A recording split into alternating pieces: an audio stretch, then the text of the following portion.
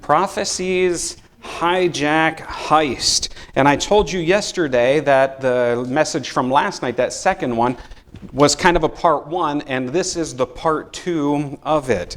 And this is what we want to look at today. Here in the United States, about half a mile from the Delaware River, quarter mile from Benjamin Franklin's final resting place, a stone's throw away from the Liberty Bell is Independence Hall. Anybody gotten a chance to go to Independence Hall? I was there a couple years ago, and it is something to stand where the people that built up and fathered this nation assembled and drafted some of the most important documents that this world has ever seen. And both the Declaration of Independence and the United States Constitution were debated and adopted here. Of course, the Declaration of Independence was adopted July 4th, 1776. The Constitution was ratified on June of 1788, came into effect in 1789. And as we go a little bit further into this series, some of these things will come back into relevance as well. It began like this. We, the people of the United States, in order to form a more perfect union, establish justice, a more perfect union, establish justice, ensure domestic tranquility, provide for the common defense, promote the general welfare, and secure the blessings of liberty to ourselves and our posterity. Do ordain and establish this Constitution of the United States of America. Without question, one of the most important documents that have ever been drafted. And it's regarded as the oldest written and codified national constitution in existence. And this was really a bold experiment. And everything that we have today in our country is kind of based off of what took place there. And what would it take to amend something like that? If it's something that's so ingrained in this official document, it's not like you can just go in with a pen and kind of scratch out and do over. Here's the First Amendment. Congress shall make no law respecting an establishment of religion or prohibiting the free exercise thereof, or abridging the freedom of speech, or of the press, or the right of the people peaceably to assemble, and to petition the government for a redress of grievances. In the same year, the Second Amendment was drafted as well. And keep in mind, this was only 2 years after it was written. A well-regulated militia being necessary to the securing of a free state, the right of the people to keep and bear arms shall not be infringed. And some of us are familiar with some of these amendments. Anybody know what the 16th Amendment is? I wonder if we had a quiz on the amendments, how many of us would pass? And probably I would fail as well. And I'm the one giving you the information up here. But here it is. You're probably very familiar with it. The Congress shall have power to lay and collect taxes on incomes from whatever source derived without apportionment among several states and without regard to any census or enumeration. This was established in 1913. In 1920, the 19th Amendment was established. I want to take a guess at what that was. That was to give women the right to vote. So these amendments were necessary. In fact, when this was established, they recognized quickly that it would take some adapting as time would go on. The 25th Amendment was passed in 1967. The vice president becomes president should the president die in office. And of course, this was just a few years after what? The assassination of Kennedy. The most recent amendment came into effect in 1991. And it prevents members of Congress from granting themselves pay raises during that session. And this was actually over 200 years after this was first presented. So just over 200 years it took to establish that. And the rationale and thought was that they can't vote themselves pay increases while they're in office. And in theory, it's what keeps things a little more healthy. And that was first proposed in 1789. Took a while to get passed, though. So how do you amend the Constitution? There are two ways, and I rely on my notes for this tonight. I haven't memorized it. Amendments may be proposed either by the Congress through a joint resolution passed by a 2/3 vote or by a convention called by Congress in response to applications from 2/3 of the state legislatures. So amending the Constitution, even though it's been done 27 times, is not a simple matter. There's a lot of loopholes, so to speak, in meetings and discussion that take place before any kind of amendment is actually in place. So it's a big deal. If God had an amendment, if God had some kind of constitution, if he had something that he established, how easy do you think it would be for that to be changed? And how easy do you think it would be for a human to change something like that? Is that even possible? We go to Colossians chapter 2, verse 14. It says, blotting out the handwriting of ordinances that was against us, which was contrary to us, and took it out of the way, nailing it to the cross. So what was it that was, shall we say, changed? Fulfilled is the better word. It took the death of Jesus, the Son of God, on the cross, God himself, divinity in human flesh, to be able to change this. So it's not an easy thing to do. And this is, of course, why we do not have to drag a sacrifice down to the altar today. Jesus was that sacrifice. And I would even go so far as to say to maintain that would be a denial of what Jesus has done on the cross for us. So to make any kind of adjustment or fulfillment of that would cancel it out, took the death of God in human form to be able to do that. All of those sacrifices were symbols and shadows that pointed forward to the Messiah that would come. Mark chapter 15, verse 38, when this happened, when this change took place, it was marked by something momentous. This was something that was undeniable by the Jewish community. And it says in Mark 15:38, the veil of the temple was torn in two from top to bottom. We looked into this a little bit last night. Anybody remember how thick the veil was? Thickness of a man's hand. Very good. Anybody remember how many people it took to change this every year? 20 people. 20. It was that heavy. So this is not something, it's not your shower curtain that just rips down.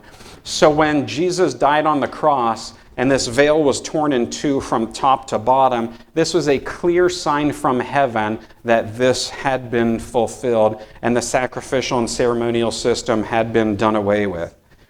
Now, what about the Ten Commandments? Is it possible for that to change or be adapted? And I guess it'd be good for us to just review them. We've actually already covered this in depth last weekend, but we'll do a bit of review. In Exodus chapter 20, verse 3, it says, thou shalt have no other gods before me. And you'll remember that's not the entire commandment. The entire commandment, I am the Lord thy God, which have brought you out of the land of Egypt. Thou shalt have no other gods before me. So that first commandment is a reminder that God brings us freedom from, he was bringing them out of Egyptian slavery, but what he wants to bring us out of is the slavery of sin. Exodus chapter 20, verse 4, thou shalt not make unto thee any graven images. Thou shalt not bow down thyself to them, nor serve them. I was talking about this on the way in here a little bit tonight, actually. Does this mean we can't do artwork, no depictions of anything? Did you know in the most holy place there were graven images? They didn't bow down and worship them. There were angels of gold on top of the mercy seat right there in the most holy place. So certainly this isn't necessarily talking nobody should ever have the artistic skill and depict that. It's the bowing down and worshiping of the graven images is where we come into problems. Exodus chapter 20, verse 7. Thou shalt not take the name of thy God in vain. We've talked about this. You know, God's name is holy. Actually, when they would translate the Bible, let me give you a brief, it's relevant, I promise. Let me sidestep from this for a little bit. The Bible that you have can be trusted. So when they would translate the Bible from the original language, you got Hebrew, Greek, and Aramaic. It was written in 3 languages. And when they would do this, let's fast forward to the Middle Ages, they would do this in what's called a scriptorium. This would be a round room, and because they need windows all the way around, they cannot chance a flame in that room. Because if you've been working 6 months on translating or copying one book and somebody knocks over a candle or something, you don't want to be that person. That's a good way to find a new job really quick. So they need sunlight all the time as long as they can. So as they would translate and copy the scriptures, they would be checking it from the original document. They would be writing it, and they would count very specifically. How many lines does it have? Yep, matches it with that. How many letters? Yep, matches with that. Counts into the center from the other side. Everything had to be straight on. They were very specific because if they mess up, there's no backspace. There's no delete. You ball up that whole paper, chuck it, and start over again. And you were careful not to do it. So they were actually extremely careful in translating the scriptures. So when they would get to the name of God, here's how I got off onto that tangent, by the way. They would write the scriptures. They would be copying them. When they got to the name of God, they would stop, pray, put down their pen, pick up a special pen, write God's name, stop, pray, put down that pen, take up their other pen, and keep going. Why would they do that? Because they knew God's name is holy and they took it seriously. We kind of throw it around today like it's just any other word, and God's name actually is holy. So not only that, but we take on his name when we become Christian. Christian means to become Christ-like. So thou shalt not take the name of the Lord thy God in vain is not one of those commandments that we want to overlook, and certainly neither is the fourth one. Remember the Sabbath day to keep it holy. God's interested in spending time with us. We serve a God that is a God of relationships. It's not just, well, you do this because that's what I want you to do. It's about relationship. And it's interesting to me that God actually had to make it a command for us to stop and spend time with him. It's awful to think that it actually had to become a command. But he knew our hearts. He knew we would have the inclination not to. Exodus chapter 20, verse 12, honor thy father and mother. You know, what a world we would live in today if this commandment were obeyed. And the next commandment, Exodus 20, verse 13, thou shalt not kill. My goodness, have you seen the news lately? I don't even know if I need to go on it again. We've kind of hit that, probably we beat that horse to death in this series with violence. We may touch on to it a little bit more, but we live in just a bloodthirsty world, just bloodthirsty. Evidently, we needed a commandment that tell us not to do that to each other. Exodus chapter 20, verse 14, thou shalt not commit adultery. Jesus expanded both of these commandments. Thou shalt not kill. You know, when you talk about your brother or your sister, you kill in their character. So there's the letter of the law, and then there's certainly the spiritual application. Thou shalt not commit adultery, and he expanded on that. If you look at another person lustfully, you've committed adultery in your heart already. Exodus chapter 20, verse 15, thou shalt not steal. And what an awful thing it is. If you've ever had something stolen from you, it's this feeling of invasiveness, and it's an awful feeling. Exodus chapter 20, verse 16, thou shalt not bear false witness. God doesn't like lying. He's a God of honesty, and he wants us to be honest with each other. So I'm just curious, which of these commandments do you think that we ought to just throw away? Which one do you think is not quite that important that we could do away with probably that, and it might be okay with 9, maybe 8. If it took the death of Jesus, the splitting of the veil in the temple, to signal the fulfillment of the sacrificial and ceremonial system, what do you think it would take to change the law of God that was engraved in stone with his own finger, shouted from a mountaintop, established with his Son on earth as well? Exodus chapter 20, verse 17, thou shalt not covet. Satan coveted God's place in heaven, and he's been doing that ever since. It's all about worship. God deserves worship. Satan desires worship. As we continue through here, let's go to 2 Thessalonians chapter 2, verses 3 to 4. And we have to look into this and see there would be coming somebody that would launch a particular attack against God's law. Let no one deceive you. This is Paul. He's writing in his second letter to the church in Thessalonica. That's what 2 Thessalonians is. Let no one deceive you by any means, for that day, return of Jesus, will not come unless the falling away comes first, and the man of sin is revealed, the son of perdition. Interesting that he says the man of sin. Anybody remember what the definition of sin is? If you do, just go ahead and say it out loud. Man, you guys are good students. You have been paying attention. That's it. Notice it's the man of sin. It's not the man of violence. It's not the man of persuasion. It's not the man of annoyance. It's the man of sin. I think God was very specific when he inspired Paul to write this. The man of sin, something to do with violation of God's law or the establishment thereof. The son of perdition, who opposes and exalts himself above all that is called God or that is worshipped, so that he sits as God in the temple of God, showing himself that he is God. Do you get the feeling that this has something to do with worship? If you don't see this coveting of worship here, then we're kind of missing the boat. This is why we had to hit this in virtually every message that we've gone over so far. This is what the main thrust will be as we come to the end times. Exodus chapter 20, verses 8 through 11. And it seems that this one would be kind of under specific attack, particular attack. This is a fourth commandment. Remember the Sabbath day to keep it holy. 6 days you shall labor and do all your work, but the seventh day is the Sabbath of the Lord your God. In it you shall do no work, you, nor your son, nor your daughter, nor your male servant, nor your female servant, nor your cattle, nor your stranger who is within your gates. For in 6 days the Lord made the heavens and the earth, the sea, and all that is in them, and rested the seventh day. Therefore the Lord blessed the Sabbath day, and hallowed it. So let's hone in on this one a bit. And let's enhance a little bit. A fourth commandment, remember the Sabbath day to keep it holy.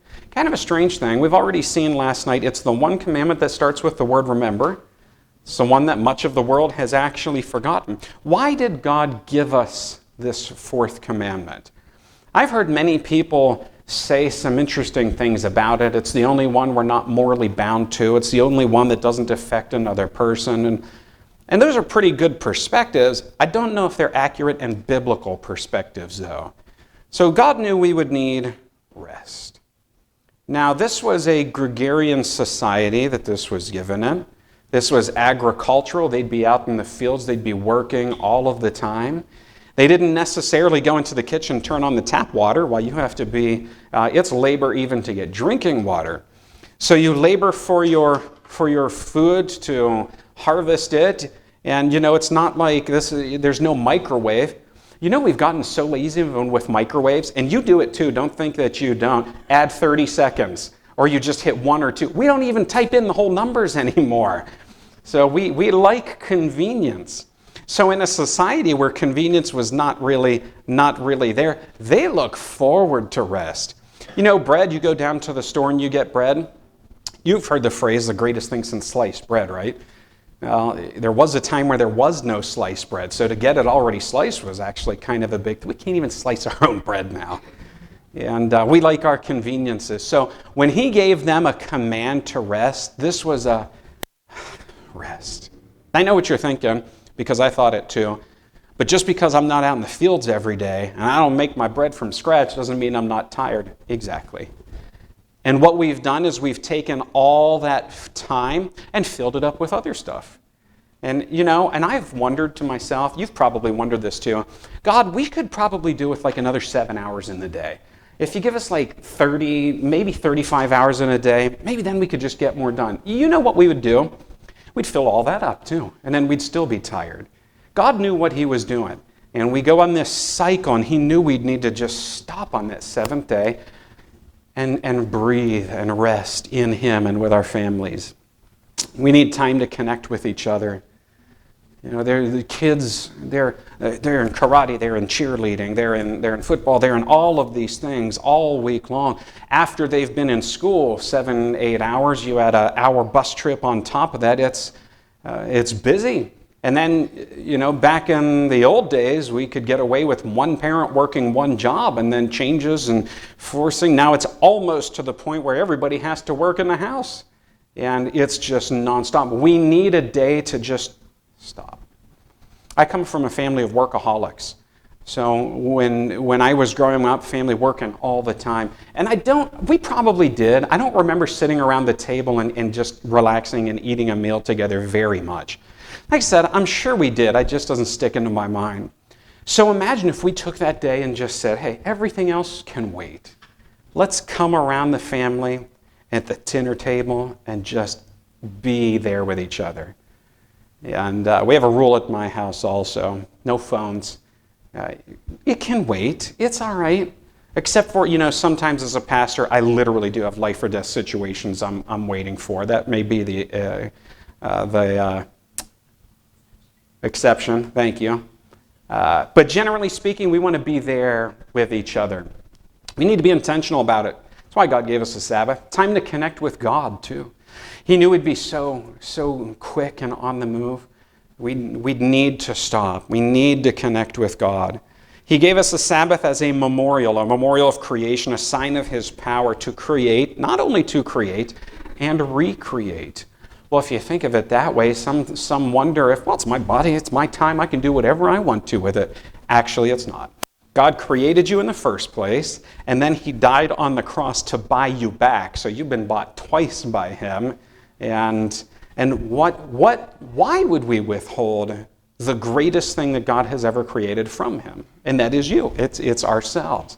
Anyway, so we start to see this establishment of the Sabbath. So it shouldn't surprise us that this would be one that the devil would just really attack the hardest. So if he can break down the family, then it makes it much easier to then break down the church, which makes it much easier then to break down the relationship with God. Devil is a genius. He's been calculating, he's been watching human behavior for over 6,000 years. He knows which buttons to push, and this is why we actually need to. It's not even a should. We need to step away and just take that time and connect with God. We've got to put that armor on. We've got to build our strength up with God and come to Him. Because that devil is attacking. He's like a roaring lion. So he has the universe is vast. And it's kind of a strange thing to comprehend that of all of the stuff going on in the universe, that He can just come and be with us. He can just stop and be with me. But He can also at the same time be with you, and that's what makes Him God, and that's why only He can do that. So if the Sabbath was changed, this would be colossal. This would be monumental if the Sabbath were changed, if that fourth commandment were changed. Now, if you think about this a little bit, the society that Jesus was in, they wanted to kill Him because they thought He was working on the Sabbath, right? He healed on the Sabbath, so they wanted to do away with Him because of that. And there were some instances, and there was actually a lot of ridiculous things that they had put into the Sabbath. You can't spit because it might land on a seed, it might germinate, and then it'd be considered farming. You can't wipe the mud off of your sandal, that'd be considered spackling. So they were very, very careful to a fault, and these things, they're not even biblical, but they were so careful that people would, and they were just legalistic, it's just flat out legalism. They were so careful with these things, they actually wanted to kill people that would stand in the way of the Sabbath. So if there were some new sect, or in their mind a cult rising, Christianity, that changes this day of worship, civil war would break out.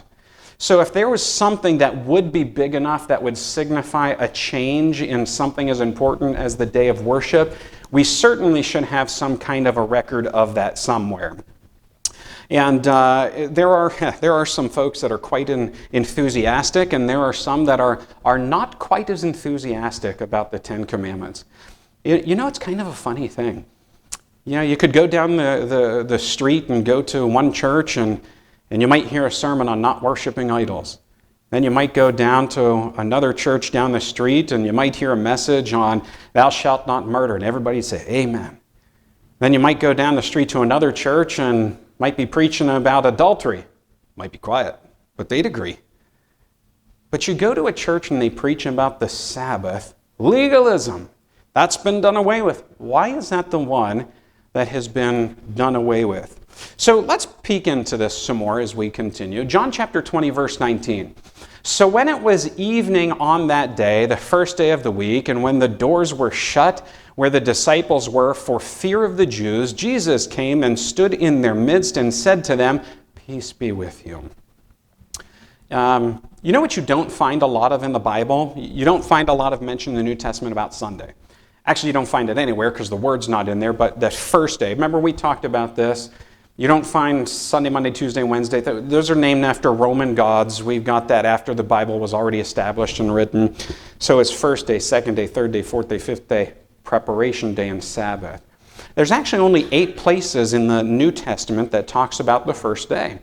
And 5 of them is just kind of an aside as, oh, by the way, it was the first day. And about 3 of them are worthy of our investigation to look at further. So you see Sabbath all over the place in the New Testament, but it'd be good for us to look into this first day. So here, let's read it again. And after I read it, you tell me why the Jews were gathered together. Were they gathered there to worship? Were they gathered there to change a commandment? Let's go ahead and look at this together again. So when it was evening on that day, the first day of the week, by the way, which day was that? First day, yep, Sunday. The first day of the week. And when the doors were shut where the disciples were for fear of the Jews, Jesus came and stood in their midst and said to them, "Peace be with you." Can you tell me why they were there together? Fear of the Jews. They were there because the one that they had been following for 3.5 years was just hung on the cross. And they wondered, am I going to be next? So they weren't there for a prayer meeting. They were there because they were terrified they were going to be the next one that was going to be nailed to the cross for fear of the Jews. And the Bible tells us which day it had happened. It was on Sunday. So nothing to do with worship there, not even a change insinuated. 1 Corinthians chapter 6, verses 1-2, this is Paul's letter to the church in Corinth. Now concerning the collection for the saints, as I have given orders to the churches of Galatia, so you must do also. On the first day of the week, let each of you lay something aside, storing up as he may prosper, that there be no collections when I come. So, if you look at that on the surface, it probably looks like, well, they're bringing a collection in on that day of the week, and on the first day, in fact. And so I guess it'd probably be good and responsible. If we want to be Bible-believing Christians, we should investigate it. So what was going on here? Helps to see it in context. What was happening as a famine was striking the land. People were hungry. And Paul was writing to them saying, hey, store up, set some money aside on that first day, and then when we come back through, you've already got it collected, we can collect it, and then we can distribute it, and we can help those that are in need. So they were collecting money, doesn't say that they were worshiping, doesn't say they were gathered for that. It was simply a collection to be able to help people to survive. They were doing a good Christian thing and helping each other. So no change there. Let's jump to Acts 18, verse 1. After these things, Paul departed from Athens and went to Corinth. And he reasoned in the synagogue every Sabbath. What day did he reason with them in the synagogue? Yeah, the Bible says the Sabbath. And persuaded both Jews and Greeks. So you've got the Jews that were already believing and understanding much of the things of the Bible. They were learning about the Messiah and the fulfillment of that. That was the purpose of his evangelistic journey. So you've got those that in a way knew and were learning this new bit or two. But then you have the Greeks, which didn't know any of this. So he's teaching them together, both Jews and Greeks. They're coming in on the Sabbath day.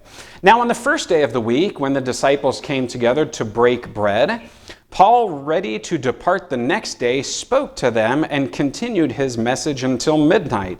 There were many lamps in the upper room where they were gathered together. In a window sat a certain young man named Eutychus, who was sinking into a deep sleep. He was overcome by sleep, and as Paul continued speaking, he fell down from the 3rd story and was taken up dead. Do you know what the moral of the story is? Moral of the story is do not sleep while the pastor is preaching. So Paul, he doesn't even hesitate. He walks back down there, resurrects him. Let's get back. I'm not done preaching yet. Let's get back at it.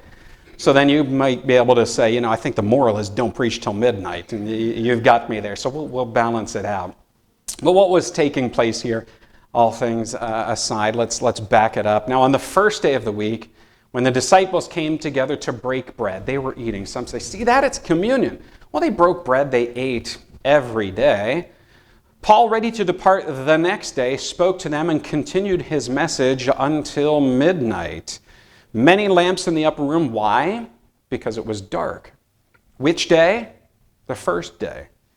So what's happening here is we need to understand Bible timing of days. In the Bible, they didn't reckon the days from midnight to midnight. That's something we get from Rome, again, after the Bible. God reckoned the day sunset to sunset.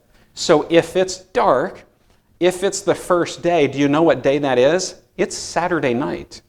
It's Saturday night. So at Saturday, when the sun, what we would call Saturday, sun goes down at sunset, that is the beginning of the first day. So it's dark. He's preaching late on Saturday night.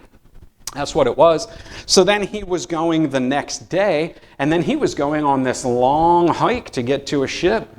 And remember, when Jesus simply healed someone on the Sabbath, they wanted to kill him for it. So Paul, and by the way, he called himself the Pharisee of Pharisees, so he would have known the law. Actually, he would have been among the most careful people to keep it as well. So if there were going to be any change, certainly it would have been there. So this wasn't a day of worship. The worship was taking place all day Sabbath. It was getting into the evening. It was getting dark. The next day, he went on this long journey.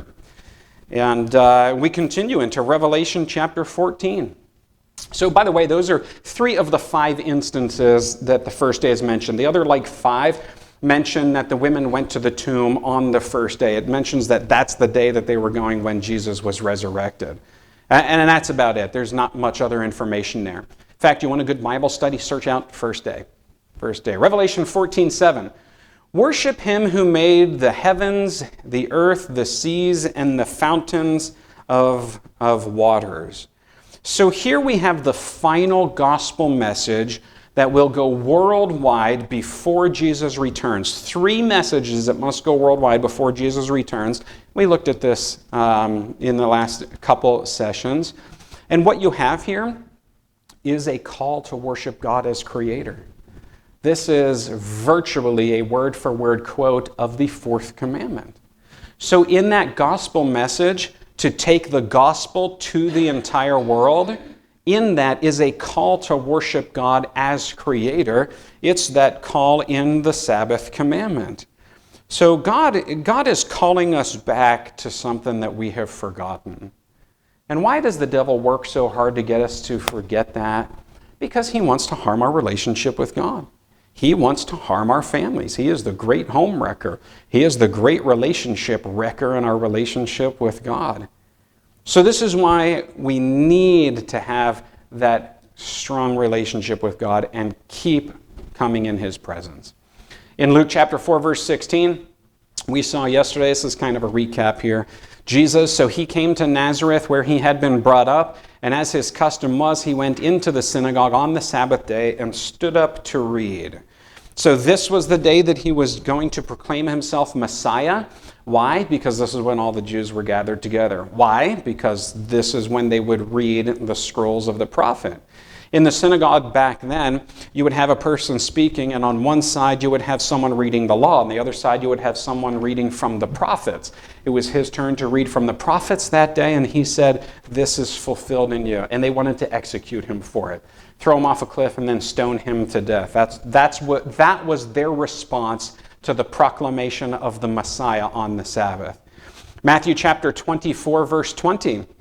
Would Jesus, so he kept the Sabbath in his life, would he expect his people to keep it in the future? Again, this is recap from last night. If you missed it last night, this is good for you. And if you've forgotten from last night, this is good for you.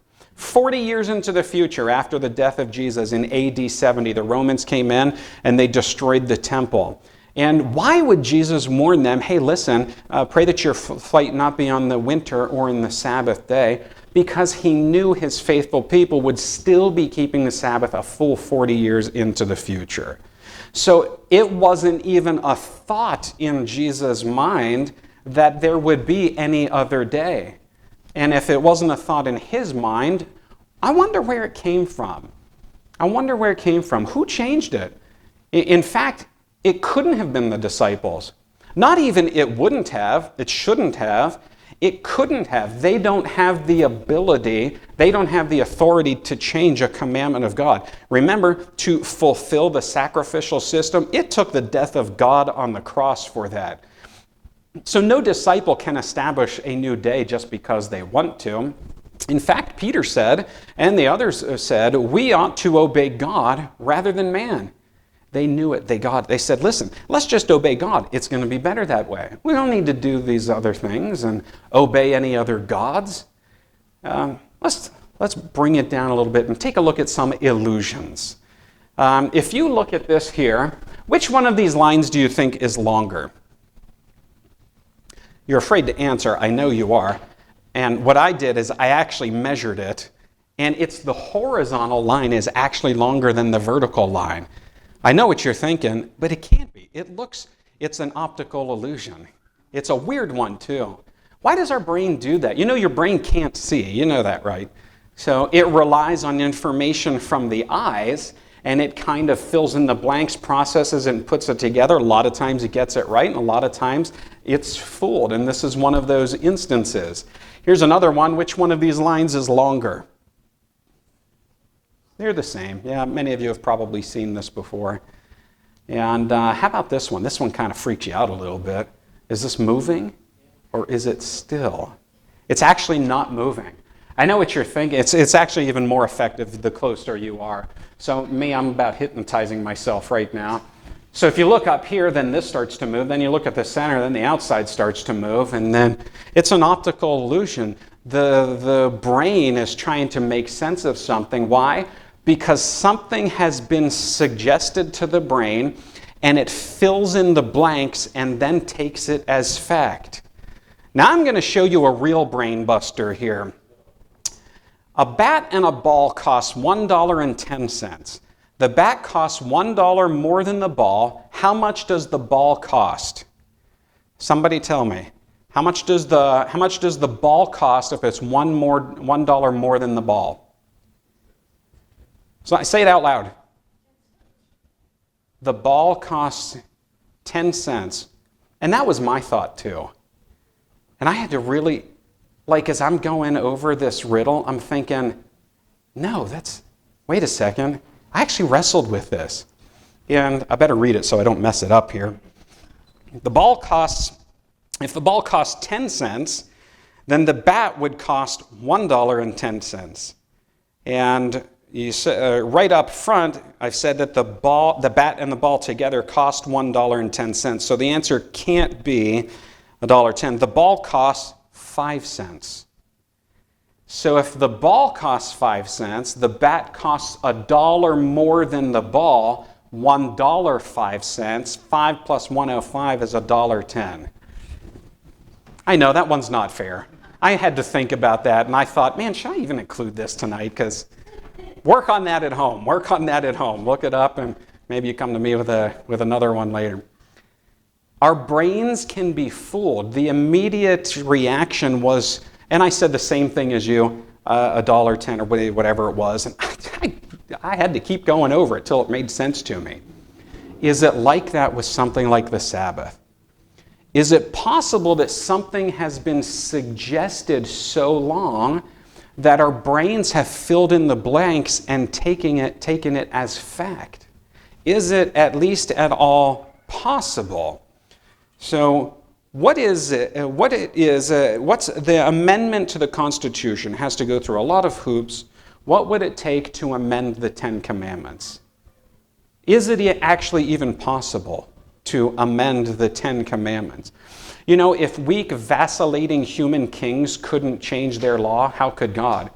You know, Daniel, in Daniel chapter 6, Daniel and the lion's den, you remember there was a law that was passed and said Daniel is only allowed to worship the king, and the king for 30 days, and of course, Daniel's not going to worship the king couldn't change his law. So if the human king couldn't change his law, why would we think that God would want to even change his law? So where does it come from? This was something that took place over a long process of time. It's not like everybody woke up the next day and said, hey, well, let's just agree on a different day. Now, this goes back to the 4th century, the Roman Emperor Constantine. And Constantine, he was... now, you got to understand the background a little bit here. He came right through a time period where there was an intense and immense persecution that struck Christianity. In fact, the goal from the Roman government then was to not just cause problems for Christians, to eliminate them, to exterminate Christians. And then Constantine comes on the scene. He's converted, nominal conversion. And I say that because he wasn't even baptized till he was practically on his deathbed. Now, in his mind, the thought was, I'm a man of war and I'm going to just keep killing people, so let's wait till I'm about done killing people and I'll be baptized. Now, let me tell you though, when God is working on your heart, you don't wait till some other time to act on it, you act on it now. So there's this nominal conversion, and what he does is, it's the same thing as today. When the popular people in the culture do something, everybody else kind of follows right along.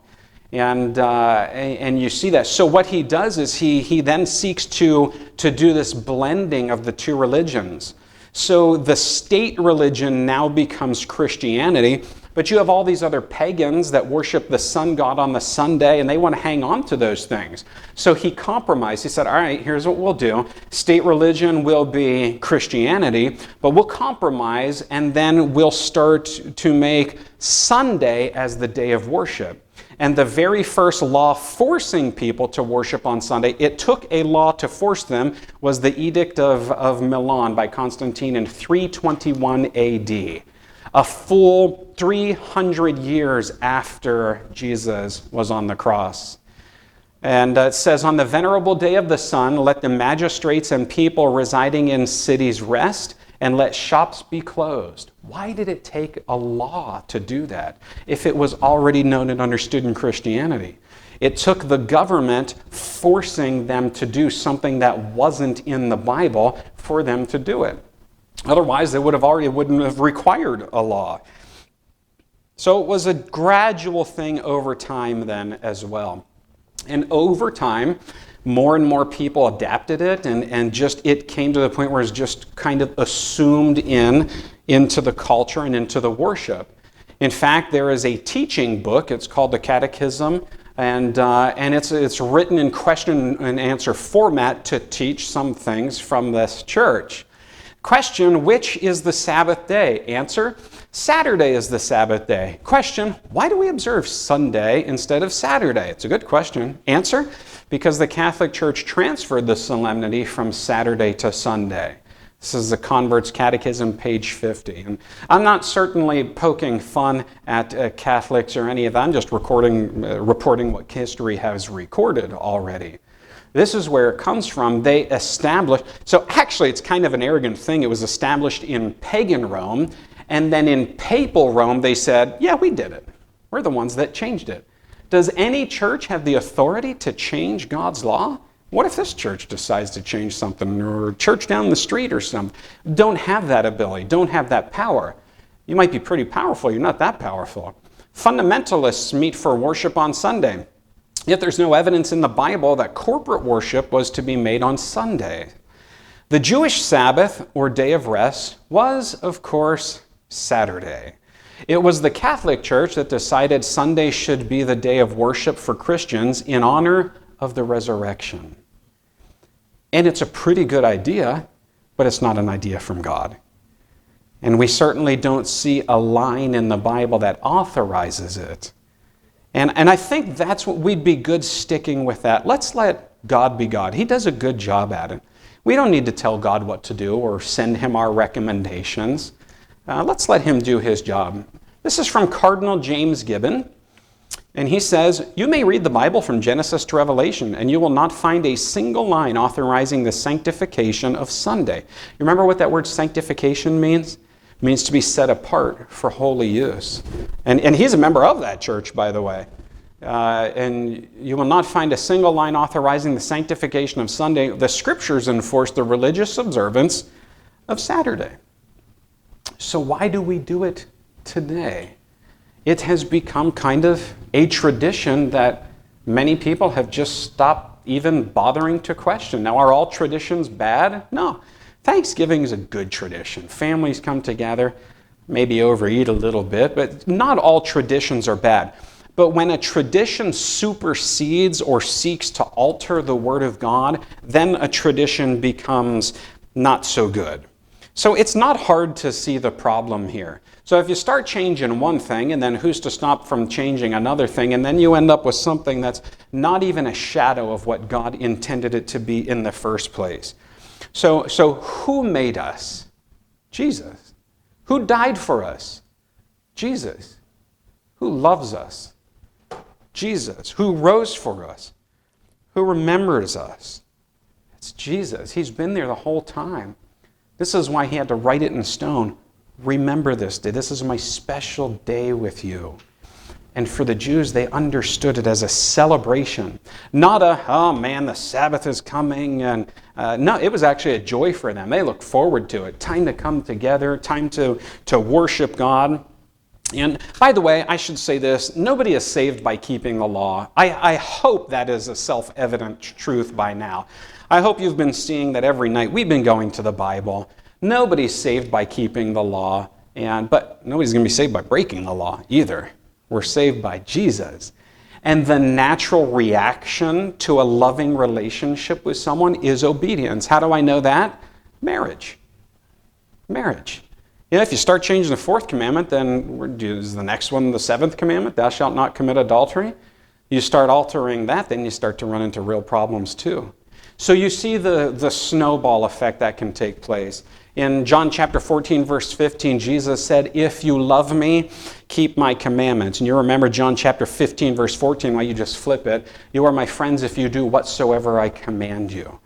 So, interesting at the very least. Dr. Joyce Brothers is a psychologist and said this, the best proof of love is trust. You know, with Gideon, when he was going up against I think it was the Midianites, and he was launched with his army of, anybody remember how many people? 32,000 people. God said, too many, send some away. And then God said, still too many, send some away. 32,000, you think that'd be pretty good odds, and you think, too many? How can I have too many? And he was reduced down to, 300 people? Yeah, 300 men. Then he went to fight. Why? Because if there was going to be a victory, everybody needed to see that it was going to be a victory from God, not from their own strength. It was an element of trust. It was an element of trust. And when Eve was in that garden, it was essentially, God, do you trust me enough to obey me? So the same thing that we're faced with today is the very same thing that Eve was faced with all those years ago. Do you love me? Will you trust me? Will you obey? Revelation 14:12, picture of God's people at the end. Here is the patience of the saints. Here are those who keep the commandments of God and the faith of Jesus. Not looking for people that break the commandments. Now, again, we've all sinned. We've all broken God's law. I think we've established that. But as we mature in our faith, God continues this work in us. Philippians chapter 1, verse 6, that He promises to complete the work that He has started in us. So the more that we follow God, the more we love Him, the easier it is to just naturally want to please Him and obey Him and be in His commandment-keeping people that He's looking for at the end, that incidentally have the faith of Jesus. Up in Canada, in 1816, the United States was a little bit at odds with Canada, or at least there was the threat that there could be some issues. So at the top of Lake Champlain, 30 or so miles south of Montreal, Canada, the U.S. government had a very real sense of danger and a threat that was there, and they wanted to install a fortification there. And so they established this fort, and it wasn't long until they realized they had built it in Canada. They wanted to protect against an onslaught from Canada. They actually built it in Canadian soil. So they were very sincere. I mean, a process like that, especially in that time, that's a lot of people that had to miss the obvious of whose side they were on. And eventually it was corrected, and then they rebuilt on American soil. Yeah, and I guess the thing is tonight, are we careful to see whose side we are on? Whose side are we on? Who would we love to follow and obey? And I guess the choice is we either obey God or we obey man. We either obey God's law or we obey man's tradition. And that's really what I think the challenge is. When we learn something new, maybe in the Bible, and we think, well, how could this person have been wrong? How could this institution have been wrong? Let's not worry about all of that. Let's just go with what pleases God. And I think that's where we're safe to say. How many of you would like to please God and exercise that faith? Let's pray. Father in heaven, we thank you. And we thank you for the beauty of the Sabbath day. In fact, we thank you for desiring to spend time with us, because we want to spend time with you. We need that break. We need that time to recharge. So God, we ask that you would bless us, give us a little bit of a chance to stretch our legs for this intermission, bring us back, that we can continue to learn more about you. In Jesus' name we ask it, amen.